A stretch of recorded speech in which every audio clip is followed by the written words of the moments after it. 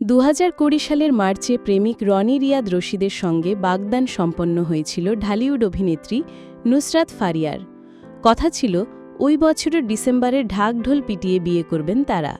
তবে বাগদানে ৩ বছর পর হঠাৎই সামাজিক যোগাযোগ মাধ্যমে বিচ্ছেদের ঘোষণা দেন অভিনেত্রী।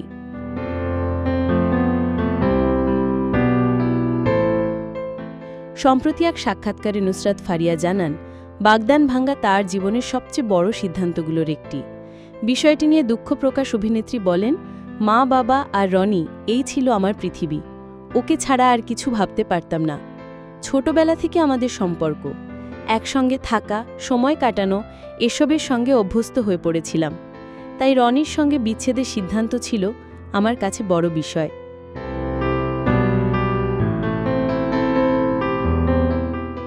প্রায় ৪ বছর ধরে বিষয়টি প্রকাশ করার সাহস জোগাড় করছিলেন অভিনেত্রী। তার কথায় ১০ বছর অনেক বড় সময়।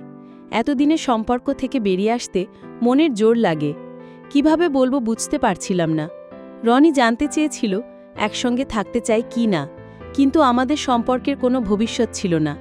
সম্পর্ক ভাঙার পর মানসিকভাবে ভেঙে পড়েছিলেন নুসরাত ফারিয়া।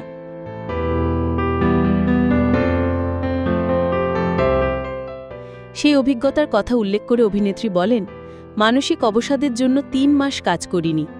এখনও ওষুধ খাচ্ছি অবসাদ কাটানোর জন্য। পরিস্থিতির সঙ্গে মানিয়ে নেওয়ার চেষ্টা করছি।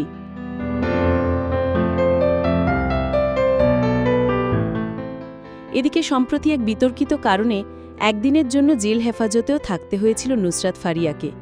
তবে বর্তমানে ধীরে ধীরে পুরনো ছন্দে ফিরছেন তিনি। ক্যারিয়ারের শুরুতে উপস্থাপিকা হিসেবে শোবিজে পা রাখেন নুসরাত ফারিয়া। তবে তাকে দর্শক মহলে পরিচিতি এনে দিয়েছে নায়িকা হিসেবে।